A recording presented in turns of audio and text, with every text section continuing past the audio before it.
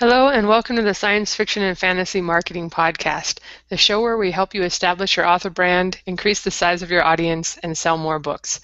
I'm Lindsay Baroker, and I'm here with Jeffrey Poole and Joe Lalo. And we have a guest for you this week, Jay Thorn. He writes horror and a little bit of dark fantasy, and he's sold, according to his Amazon bio, which I don't know how recent it is, but more than 130,000 books worldwide. And he spent the last 20 years researching mysticism and the occult in colonial American history. Hello, Jay. Welcome to the show. Hey, thanks for having me, everyone. Great to be here. You actually had a really long bio on there, so I just kind of picked a couple things out of it. I didn't know how in depth I should go there, so. That's cool. People can find it with a click if they really want to read the whole long thing, right? Absolutely. We'll put the link in, but why don't you start out telling us kind of what got you into writing and what made you decide to self-publish? Well, probably a pretty similar story to what you guys hear on a regular basis. I've been writing my whole life, and I had this crazy idea about I don't know 2009 or so. I had been writing a lot of technical stuff. I had written sort of op-ed pieces, some journalism, some short stories, but I had never written a novel. And I was reading a lot of epic fantasy at the time, and I love epic fantasy. And every series I was reading, I was like, wow, this is really good. And I started getting that bug, and you can probably all relate, where you start to think like you start to develop that story in your head, and you're like, okay, maybe I can do this. And I didn't know any better, and I really still don't know any better. I just pretend I do, but I didn't know any better at the time, and I thought I'm gonna try this. I mean, that made perfect sense. Like I had never written anything. Why not start with an epic fantasy novel? So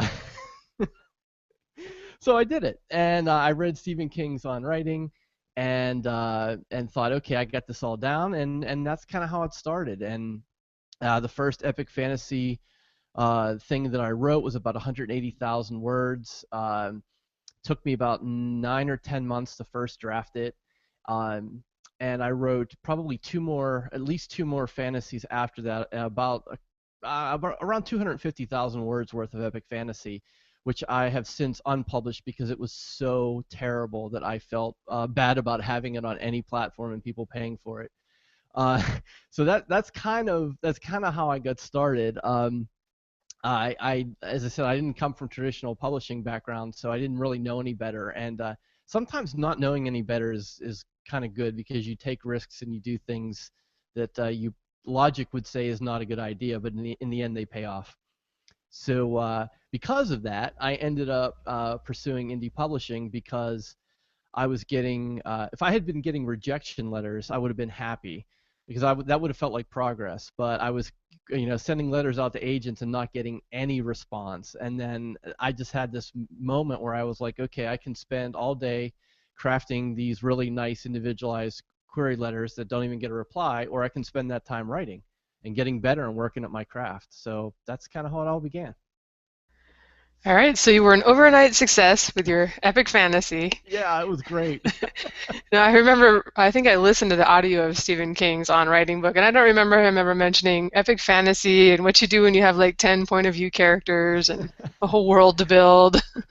No, it was more inspirational, I think, for me. I had been a Stephen King fan my entire life, and he really has transcended genre, and in a way, he's sort of his own thing now. I mean, he wasn't early on; he was more of a straight up horror writer, but with everything he's done since, and including The Dark Tower, I mean, he's got such a wide range, and so to read his book and just sort of get in that mindset was really inspiring. Absolutely. And what made you decide to jump over to horror? I don't know if it was really a conscious decision as much of it as it was an evolution. And even now, I don't. I'm not. It's hard for me to. I wrestle with that label because I'm not really a straight up horror writer. I write a lot of dark fantasy, so there are a lot of dark themes that run through my stuff. And I don't really write a lot of slasher type of books. Like there's sort of graphic horror that's akin to, like, your Halloween movies, your Friday the 13th, that type of stuff, which I love. Like I love that stuff. But most of my stuff is definitely more fantasy like. It's more paranormal, supernatural, alternate universes, but with just sort of dark themes to it. So I kind of straddle that horror dark fantasy label, I guess. Yeah, there's definitely a lot of elements in horror that Don't exactly have a scientific explanation, so I think we can call it fantasy too, or science Yeah, fiction. yeah, right. It's either Yeah. the creatures have wings or they have claws, or I don't know, maybe that's a distinction between the two. Well, those are the ones I've liked of horror. Like I got into was it Preston and Child's Agent Pendergast series, and there was always a Mhm. monster in the museum or under Yeah, New York, whatever it was. exactly. All right. Now, I think I first heard you a couple years ago on the self-publishing roundtable. I think you were on talking about box sets, and we're going to ask you some questions about those in a little bit. Yeah, yeah, I'll be completely honest and open with you guys. I'll tell you all the ugly details. All right, great. But you've been super prolific since you came on the scene. I think that was only a couple years ago. Could you talk a little bit about like what's your secret with getting so much work out there? Yeah, it's no secret. It's really just about this is what I love to do. I love writing more than anything, and I think that's whether it's writing or if you're an auto mechanic or whatever you do, if you love what you do, it doesn't feel like work. So I kind of push back a little bit against. I kid with my buddy Jim Kukral. He lives in Cleveland here, so we go out to lunch a lot, and I always tease him because he's always like he's that lunch pail Midwest like Rust Belt guy, like go in there, work hard, and you're gonna get it. And I kind of tease him sometimes. I'm like, yeah, in a way that's true, but another way is if you really like what you're doing, it doesn't feel like work. So I get up really early in the morning. I keep a day job. I have a wife and two kids and a mortgage and a normal life, and I squeeze my writing in before work and after work. And again, like it's I tell people that I get up at 4:45 a.m. to write before I go to work, and they're like, I can't believe. I'm like, well, just imagine like the most favorite thing you have to do, and you if you all you have to do is get up early and you can do it every day. And then they go, oh yeah, okay, I kind of get that. So and I that just it adds up, and it really when I first started out, I was aiming for 600 or 700 words a day in a session, and sometimes I made it, and a lot of times I didn't. But I was aspirational. That's what I wanted to do, and then slowly over time, it's just like working out. The more you write, the better you get. The more you produce. It's a positive feedback loop. You feel good about it, so you want to write more. So even if you get 1,000 words a day, that over a year, if you use 5 days a week, even if 1,000 words a day, that adds up. So I think over time, 2009, 2010 until now, I've just sort of chipped away. I just keep adding words every day, and some of them get published and then unpublished, and some of them don't. But it just adds up over time. So it is hard work, but at the same time, I love doing it. So I don't even think of it that way. Awesome. Well, congratulations on all the books you've got out. And I suppose horror, well, I don't know how long yours are, but I think in general they don't maybe have to be quite as long as the 200,000 word epic fantasy novels too. No, no, they don't. My target for a finished dark fantasy horror novel is usually between 60 and 75,000 words. That seems to be the sweet spot. I keep saying I'm going to write some stuff that short, but the only way it can happen is if I start out saying, this is going to be a novella. And then I can maybe hit and And then keep want it. to expand. Yeah, that makes Yeah. sense. All right, we wanted to ask you some questions on collaboration because it seems like every podcast I listen to, the guest or the host is co-writing a book with Jay Thorn. So I'm just curious. We've had somebody on that a partnership that they work together, but what drives you to collaborate with so many different authors? Uh, it's a weird thing. I don't know. I can't really explain it. I've said on many occasions in different places that I'm a pretty severe introvert, and I usually avoid people at all costs, and I like being alone. Uh, and yet I have this drive to like co-create. Like I see the value in sort of a shared creative vision with somebody else, and most times I think the end product turns out way better than it could have been if I had done it on my own. So I don't know how that works out inside my head that I push people away, and at the same time I seek these connections, but I think it started with the multi-author box sets, and Lindsay, you're familiar because I'm in yours, but it started for me. It started with the marketing collaborations because I think those are low-hanging fruit in a way because they're usually temporary. They don't require sort of a shared creative vision. Sometimes it's hard to do with more than one person, to either compromise or to take the lead or to follow.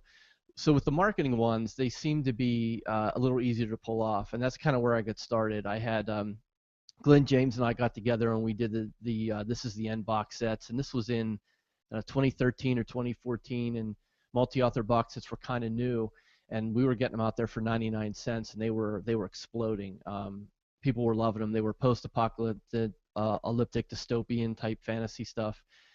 And then shortly after that, I approached Sean Platt and Johnny Truant because they were working on the Beam, and I said to Sean, I'd love to do something in that world, but I can't do a full novel right now. And so he ended up beating out a short story for me, which I then, we kind of went back and forth, and then he did some editing on it, and I found that really rewarding. And I think that was the first time I had sort of a creative collaboration, and I kind of saw what it could bring and how good it could be, and I was really stoked by that. And so I think that's kind of how it started, and then it went on.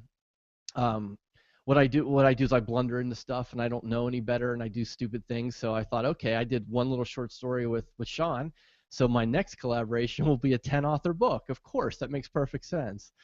So I did the Black Fang Betrayal, and that was myself and 9 other authors, and I was sort of the, as David Moody calls me, the conductor, working in front of the orchestra. So it's a single novel. It's written by 10 authors. I wrote the beginning and the end, and then I gave them all a prompt and wrote to an end for their chapter, and it all fits together into one cohesive story. So that was like the next big collaboration thing, and then it kind of snowballed after that. I got together with Dan Padavano. We wrote Shadow Witch, and I just finished revisions with Joanna Penn. We're going to be releasing Risen Gods pretty soon. And Glenn James and I are in the middle of at least a trilogy so far. We're still drafting that. And then Zach Bohannon, who you guys had on a few weeks ago, we're in pre-production on a trilogy. We're probably going to start sometime next year. So I don't know. I don't know how it all came to be. Like I said, I didn't necessarily map it that way, but it's just it's thrilling, and it's addictive, and it's really cool because, as I was saying to Joanna, like, I think once you do this enough, like, your spouse and your significant other and your friends don't really care about your next book. They're just like, okay, yeah, whatever. Oh, a new book. Okay, great. Like, but another author who you've co-created with, like, there's sort of a shared excitement there, and it's pretty cool. Yeah, I'm pretty sure none of my friends or parents really want to hear anymore when I Right. publish something new. Like, really, again, so Like, oh, often. great, There's another book. so Okay. many of them. Yeah. The first one they're patting you on the back. Oh, that's so cute. You wrote a book, and then they're like, okay, I don't want to hear about it anymore. Yeah, I had one friend that actually was reading them for a while, but she's like, I can't keep up. There's too many. I give up. All right, so I'm curious, and I think it's funny that introverts have kind of, because we're all introverts on this show, as we'll tell you. It's like we found the internet is our way. Yes. It's not quite so scary to do the networking thing online. But from the business point of view, I'm really curious, like, just how you're working out the monetary stuff when you have so many partners. Are you forming LLCs left and right, or just saying, "Hey, man, I'll send you a check"? I'll preface everything by saying I'm not an attorney and this is not tax advice. But it's pretty straightforward, and it's in a surprising way. So I'm managing probably 6 or 7 box sets, and each box set has anywhere from 7 to 10 authors in it. And those are paid box sets. So again, I didn't know what I was doing, and I was like, yeah, I can format stuff, and I'm pretty good with a spreadsheet, and I'm organized. Okay, I'll do it, and so I ended up doing it, and I don't regret that. I mean, I made so many great friends through those, and some of the people who I'm co-writing with right now started out in box sets. But it's a pretty tall order every month to sort that out. I wasn't smart enough to create multiple KDP accounts. I don't even know if you can. Like, I don't know. I've heard that you can only have one according to whatever checking account or whatever you're linking it to. I don't know, but I only have one. So every month I have to get my reports and I have to break them all down, and then you got a box set that's making 33 cents a sale, and you have to divide that up between 7 people, and So you just have to be organized and disciplined. I have a system for it. It takes me about 90 minutes a month, which is not too bad. That's worth it for me. And then so that's on the marketing collaborations. The creative collaborations are pretty straightforward. Every one I've done so far has been just a 50-50 split. So it's a simple agreement. It's we'll pay half the cost to get it published, and then we'll split the royalties and 50-50 and anything after that. So if there were movie deals or video games or graphic novels or whatever, it's all 50-50, which makes it pretty easy. And then from the tax side of it here in the States,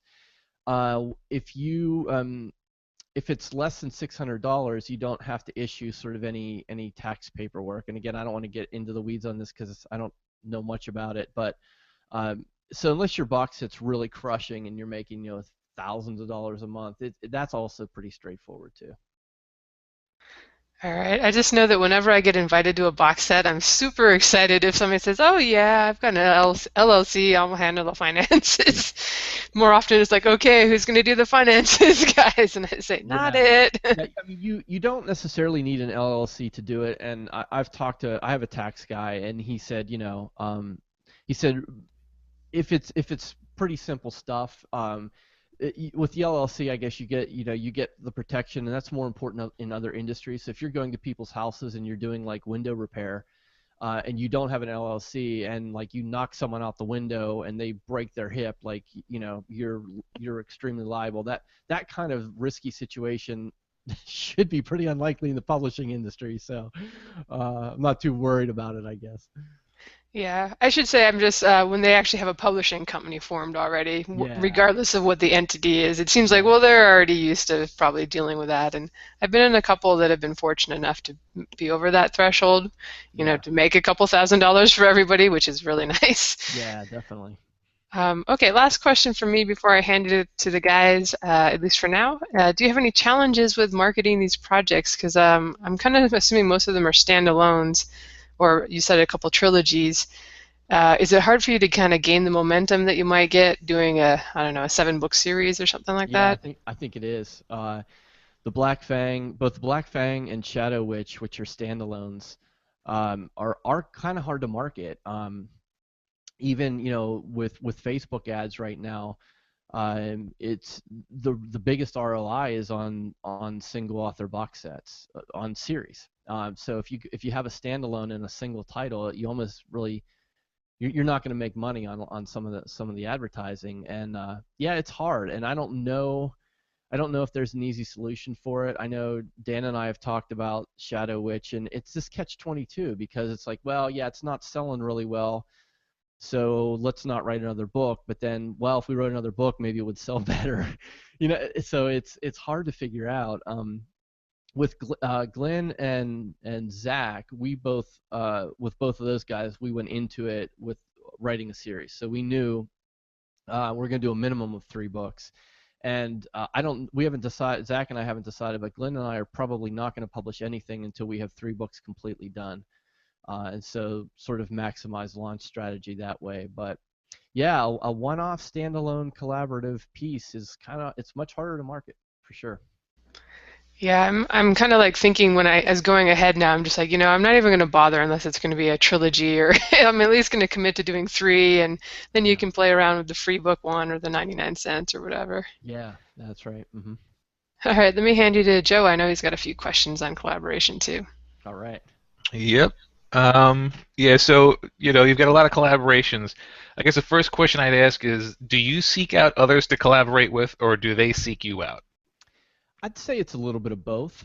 In the very beginning, it's harder in the beginning, especially because if people don't know you, or they don't know of you, there's a lot of trust involved in any type of collaboration, and that's tricky. So the way I approached it, and this is just kind of who I am. I guess it's something I've done my whole life, and so it wouldn't be any different here. But I went to people and I said, listen, I'm the low man on the totem pole. I'm the new guy. I totally recognize that.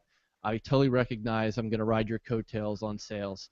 So I'll do all the work. Like I'll manage the box set, I'll format it, I'll publish it, I'll send out reports. All you have to do is give me your file, and I'll take care of the rest. And I think people appreciated that because like it's I think it's hard to ask someone to do a collaboration and then say, okay, great, now you do all the work. That just it's just not going to go over very well. So It's I a tough think, sell. yeah, kind of.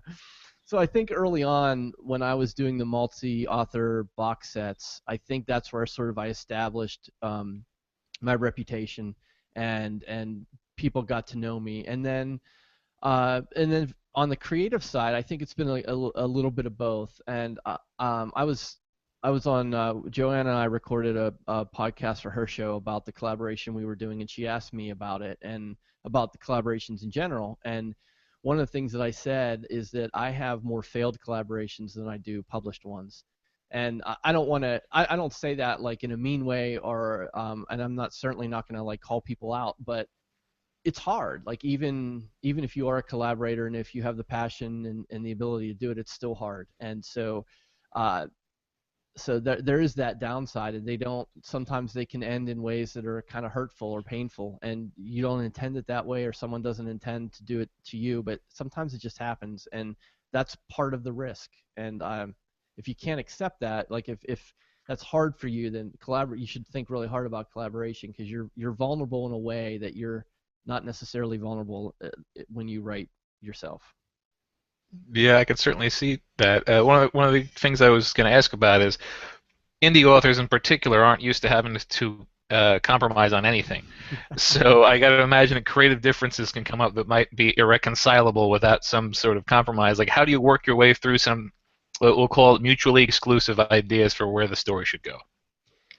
Yeah, I don't know. I mean, I haven't had any deal breakers yet. I think part of it is my personality. I'm an introvert and I have anxiety, and I worry about stuff, but there's a certain part of me too that like at the real like way down in the weeds at the real fine detail level, like I don't care about some of that kind of stuff. So, and I know other people do, and I think that's a good match. So I'm sort of a big picture guy, and I'm more concerned about a sort of the piece of work as a whole. And so when it gets down to those detail levels, I'm usually the one to go, you know what, that's cool. Like it doesn't matter to me. Honestly, I'm not like being passive aggressive. It just honestly doesn't matter to me. I'm cool with that.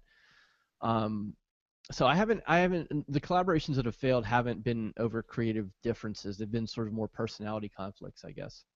Yeah, I find that in almost any situation where a group is working together, there has to be the one who is willing to not dig in his or her heels, Yeah.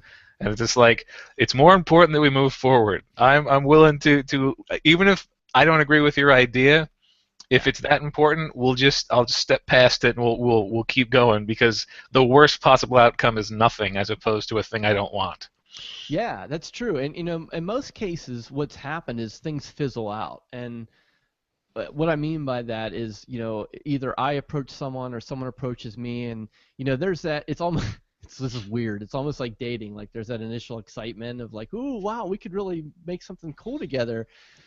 But like that's and I'm sure you guys get this all the time. People hear you're a writer and they probably come up to you and go, oh, I got this great idea. I'm gonna give it to you, and you're like, wow, thanks. I'll add it to my stack of 400 that I have shelved today. Like coming up with ideas is not hard. It's executing. So, Yeah. so If the hardest part of writing a book was the idea, then everyone would have a book, you yes, know? yes, and I try and be gracious. Oh, thank you very much. Yes, that's so valuable. Thanks. But that's not the hard part. So the collaborations that have sort of fallen apart, I've sort of let go. And what I mean by that is I will always do sort of what I say I'm going to do or what's expected of me, and in a collaboration or a partnership of any kind, then it's a back and forth. And if someone doesn't come back, then I know they're really not interested in it, and I don't push. So I don't like force things. If I write, say, an outline, and then I say, okay, here you go, now you revise the outline, and I don't hear from them for 2 months, I'm like, okay, it wasn't meant to be. I don't push it. So Yep. All right. And I guess the last thing I have to ask is, obviously all authors have strengths and weaknesses. When you start a collaboration, do you try to partner up with somebody whose strengths complement your weaknesses and vice versa, or is it like a like minds thing where you're trying to play to each other's strengths? That's a great question. I think it can work both ways. The way I've approached it, and I've intentionally done many different types of collaborations. As I mentioned, I did the marketing stuff early on. And then on the creative side, I've done projects where I've done the story beats in the outline. I've done projects where someone else gave that to me. I've done projects where we've sent chapters back and forth. I've tried to do as many different types of creative collaborations in publishing, in writing as I could, so that I could really get a feel for what are my strengths and what I sort of knew and now I have validated through this experience is that I am definitely the revision polish guy. That's what I love to do the most. That's where I thrive. That's where I get in the zone. It's not that I don't like first drafting or I can't do it. It's if I had to identify which part of that process I like the most, it's the revision. So now I'm intentionally getting into collaborations with people who love to first draft and hate, like they hate, despise going through things over and over again. That's a perfect pairing. So that's kind of where and that's what happened with Dan Padavana and Shadow Witch. He was like, yeah, you know what? He's like, I love first draft. I get really excited, but then it's drudgery for me to go back through it. And I was like, I'm your guy. And so that's what he did. Like he did the whole first draft, and I came up behind him on revisions, and it worked great. And it's very similar to what Sean and Johnny do. In that there's very distinctive roles. Now, the one I'm doing with Glenn right now, we're going back and forth, and that's working great too. So it can work different ways, but I know personally what my strength is in that revision process. So that's what I'm seeking out now. Sounds like a good policy.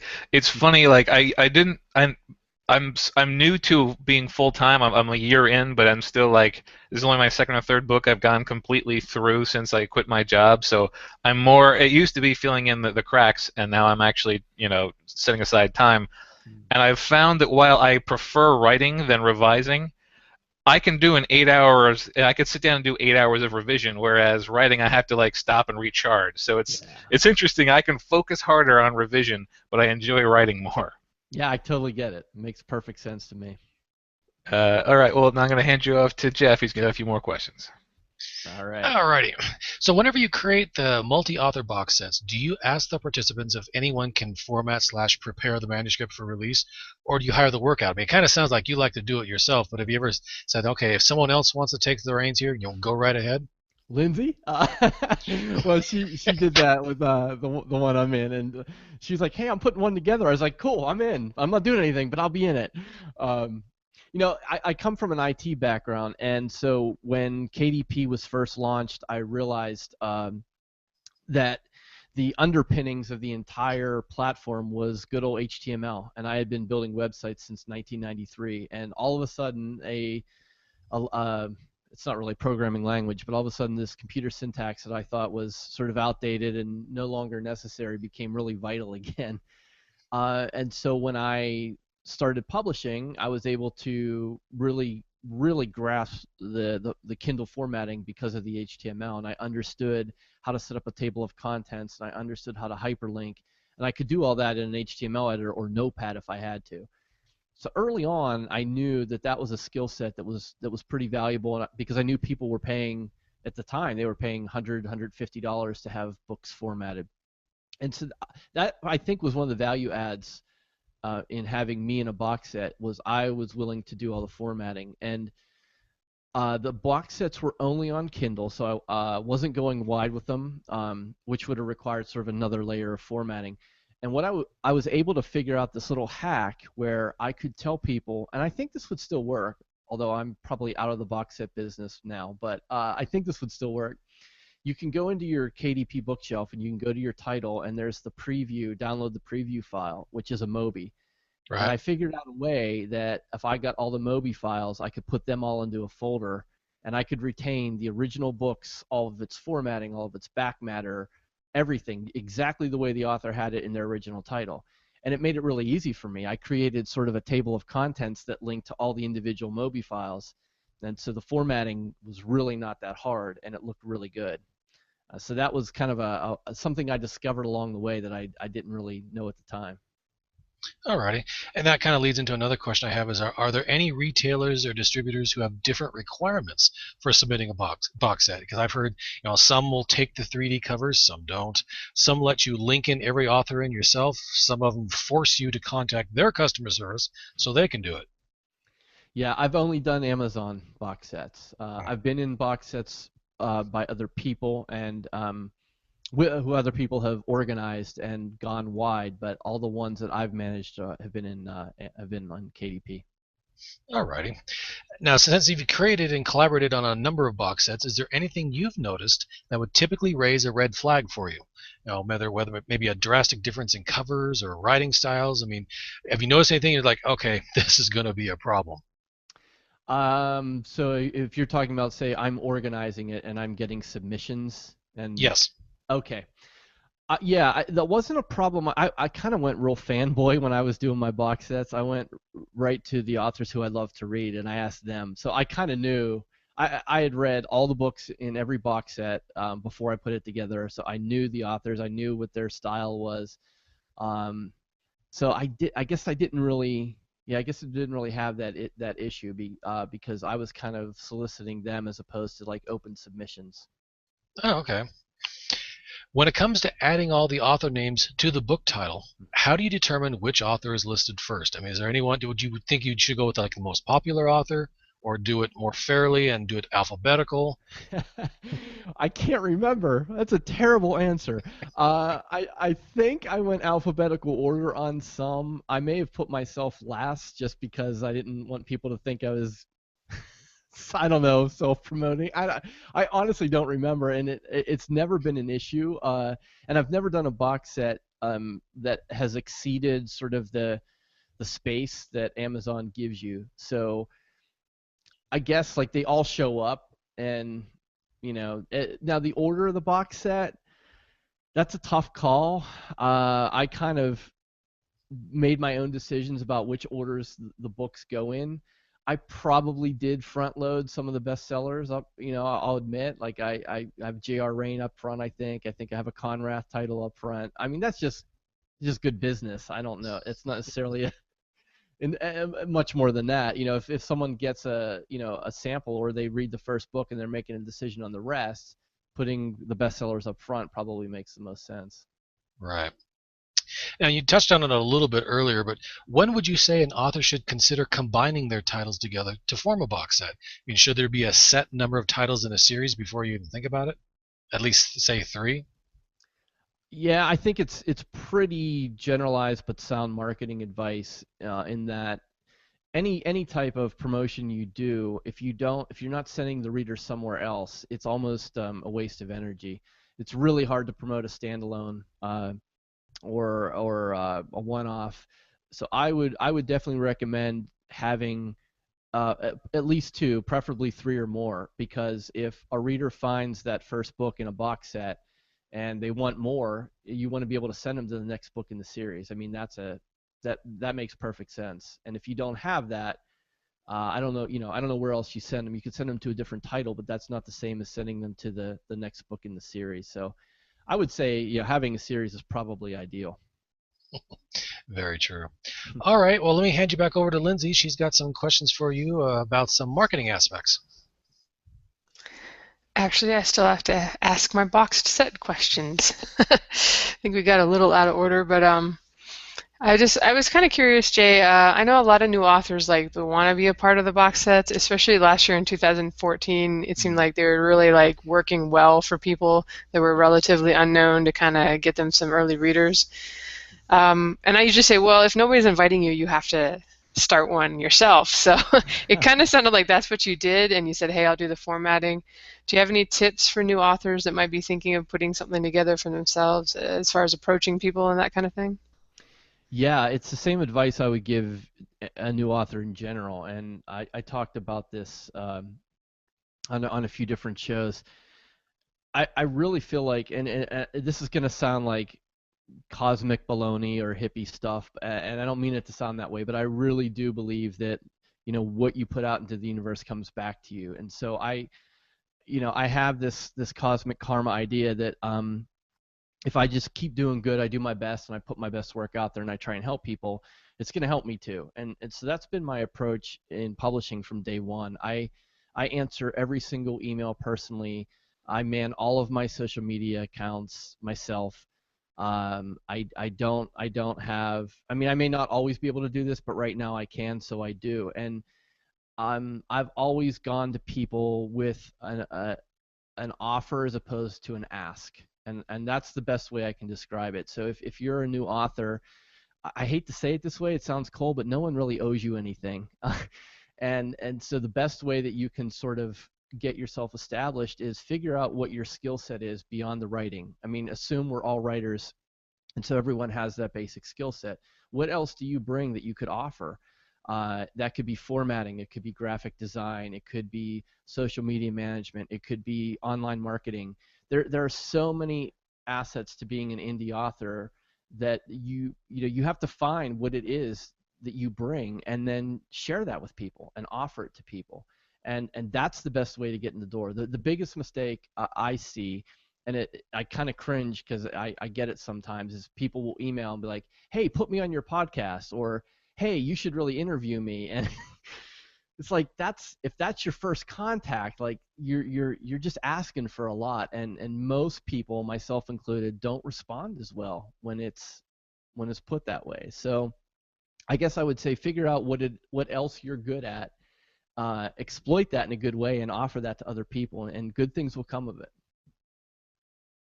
Yeah, I definitely agree as someone, and I think the guys are all the same. We started right around 2010, 2011, and there just wasn't anybody you could ask for help then. You were still kind of figuring everything out yourself. There was no advertising you could buy, except I think Kindle Nation Daily has been around since then. That was like the one and only site, and I don't even know if the return was that great. But so I think there's probably a lot of us that feel like, well, nobody helped us, so we're not going to end.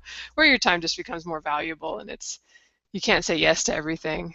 But yeah, Yeah. when people say like, hey, do you want to be in a box set? I'm like, well, are you doing the organization? Sure, I want to be in a box set, because there's definitely value in it for me. Right. Yeah. I early on I managed 5 box sets, and I wasn't even in them.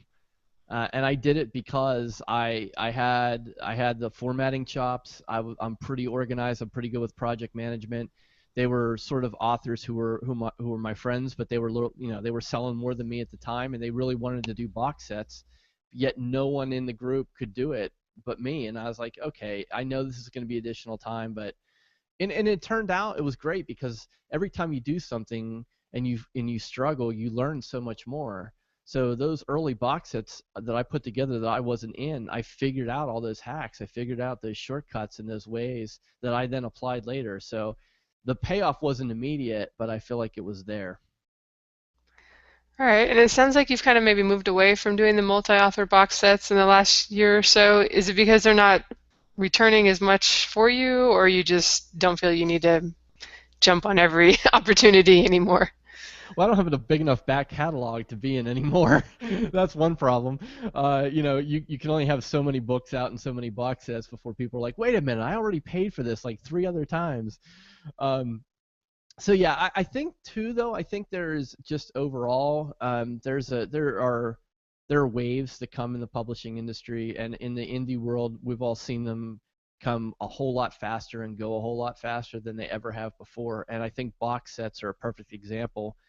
When Glenn and I put This Is the End up, every box set we put up, within 3 or 4 days, we were in the top 100 paid in the Kindle store, and we would stay there, and they were hot, and they were selling like crazy.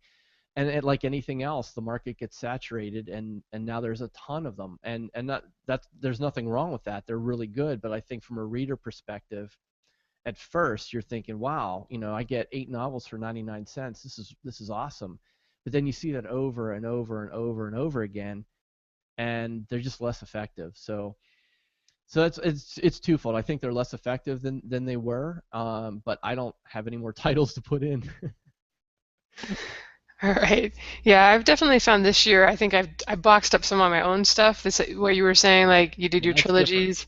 Yeah, Yeah, that's and I've had really great luck with that in yeah. 2015, like the first 3 books in a series with like Hmm. 8 books in it. And it actually seems I'm finding people are more invested, which makes sense after they've read Yeah, the 3 books than if even if they got the first one for free. right. So I don't know. I have to figure out what the thing is for 2016. I don't know yet. But let me go ahead and pass you on to Joe. I think they've got a few more Yeah, questions here. sure. Yep. All right. So, still on the subject of box sets, what do you think is a sweet spot for a box set in terms of number of titles? Like, we'll treat multi-author box sets and also box sets of your own stuff. I'm sure they've got different sweet spots, but what would you say? How big should they be? Well, I would I probably have a better sense on the multi-author one because I've done so many more. I would say less than 10. Okay. I know there have been some blockbusters that people have put together that have done extremely well. But really, I think it has something to do with the fact that, and I don't know if this is still the case, but at one time you could only max out 10 authors on Amazon in the product listing. But even so, like from an aesthetic standpoint, when you look at the image on the product page, if you have more than 10 spines, I think it starts to get kind of muddled. It's hard to see, kind of loses some of the impact. And from a management standpoint, more than 10, you really start, I mean, you're really getting down there as far as royalty splits. I Mm. mean, you're like 3 cents a piece at that point if it's a 99-cent box set. So I would say 10 is probably the most. I think 7 is probably a good number. A multi-author um, feels about right. For the single author, I only have two. I have two trilogies that I've boxed up, so it's a very limited data set there. But what I've done with those is and I had this in mind when I was writing the book, the books. I have each trilogy bound with the first book of the other trilogy, and I also include about 30 to 40,000 words worth of short stories written in the world of each particular trilogy. So the box set has bonus material and exclusive material. And if I had more books in the series, I would probably box up more, but I don't. So but the trilogy seemed to work fine for me, and I'm really sort of dabbling in Facebook ads right now, and I've learned a lot from Mark Dawson on how to do that. And the sweet spot for the Facebook ad seems to be the single author box set price at $6.99 or better. Right now, those seem to be returning. That's the best ROI right now, and I feel like I can charge that in the way that I'm boxing my trilogies. Yeah, that makes a lot of sense. Again, sort of, okay, so let's say you've got like 6 books in a series, right? And the sixth one is coming out. Would you say that it's better, like, is it better to box up a single author set to drive to like the next book in the series, or are you going to box up your entire series as an attempt to just make money off of that? Yeah, I don't know. I think again I don't have anything beyond a trilogy, and I'm hoping I can keep Glenn around long enough so that we can get at least 4 books out of our collaboration. Um, yeah, that's a tough call. Like even with my trilogies, there's only 3 books. So if you buy that box set, I'm kind of sending them to the other trilogy, but that's not the same as sending them to book 4. So I think that would be interesting. I think if let's say you had 9 books and you boxed up, 3 and 3, and then sold the last 3 as single titles, like what could that look like? I think in general, you have so many more options the more back catalog you have, which is why the advice you hear everywhere, which is just keep writing, like write the next book. Yes, it has to do with craft, but it also gives you so much more freedom in marketing and promotions because you have more titles. And the more titles you have, the less emotionally connected you are to one, which allows you to use it more as a business in a business sense as opposed to an artistic one. Yep, I've definitely learned that it's important not to be too precious about really anything, because when the going gets tough, you're going to want to think pragmatically. Yes. And we talked a lot about the different reasons you might want to do a box set, and multiple authors combining their audiences, for example, or just basically giving what appears to be a much better value to the reader. Of all the things we've discussed, what do you think is really the best? I mean, we've discussed how there's diminishing returns now because of market saturation, but what do you still think is the best feature of doing a box set, say a multi-author box set? I think the biggest feature right now, and kudos to Lindsay because I'm seeing this every single day, and I know she doesn't think that perma-free box set is doing all that well, but it's the lead gen. It's driving to a mailing list, and I think that's the single most important thing any author can do in the back matter, is drive to the mailing list, because we all know that things can change on Amazon immediately. They can change. I mean, what they did with ACX, they could change the KDP royalty structure instantly. There's so many things that could happen that are out of your control. Whereas if you're building your mailing list and you have a direct communication and connection to your readers, you can weather those different types of storms. And I'm not saying anything that hasn't been said a million times already on everywhere, but that's what I see the value of the multi-author box set. I'm not as concerned about the royalties anymore, and that's why I'm in the perma-free box set where we're not even getting royalties. But I get probably 5 to 10 mailing list signups a day from that box set. So that's fabulous, and those are really hot leads. Like that's someone who read some of my stuff and wants more, and I think those are the best possible leads you can get. Yeah, I got to agree. I've found that since I've been one or two, well, a few box sets with different sets of books, but definitely found that I get regular updates about signups now. It used to be every couple of days I might see one or two, and now it's like, oh, 3 today, 2 yesterday, 4 tomorrow. So yeah, it's definitely I can definitely see that being one of the main things to shoot for in a multi-author bundle, particularly a perma-free one. Yes. That's it for my questions. I'm going to pass you off to Jeff for the last round. Alrighty, I've got a question for you regarding if you have your multi-author box set, and let's say you have 7 or 8 people, authors that are all involved in this thing, and when you're getting ready to release it, do you suggest to all the authors that they all blast it to their mailing list, or social media all at the same time, or do you think you ought to try and stagger them, try and prolong the interest as long as possible? We staggered, but again, this was a year and a half, 2 years ago, and the Amazon algorithm has changed. There's much less of a tail, even on a BookBub ad. You get a BookBub ad now, you'll get that nice spike, but the tail drops off pretty quickly. So nowadays, I don't know, it's a tough call. I sort of had a different take on the multi-author box sets from the beginning, though. I sort of realized that putting your book into with 8 other books and selling it for 99 cents, you might make some money, but you're not going to make a ton of money on that just because of the numbers. So I had always approached it as, this is advertising that pays me. This is a way for the authors to get advertising on a platform with people they want, and they're also bots, or their books who their readers would also enjoy, and you might make a little money from it. So I was really I never really pushed hard on promoting the multi-author box set. I felt like that was the promotion in a way. So early on we did some ads. I think before Amazon changed their affiliate structure. Remember back in the days when you could, the free books, you could use the affiliate tag on the free books, and Right. there were sites that were blown up and all that nonsense. And back then, so we did place some ads, and we kind of bundled them. We staggered the mailing list sends, but really the idea was like we're not going to promote the promotion in a way. All right, makes sense. I only really have one other question for you, and it's actually sheer curiosity here. Okay, you said you've only really messed with Amazon with your box sets here. Have you heard of are there any retailers out there that seem to favor box sets, or conversely, are there any of them that just seem the sales just aren't the greatest at this, say, Barnes and Noble for whatever reason? Yeah, I would guess. I mean, I'm full transparency. I have a handful of titles in Select. I have a handful of titles wide.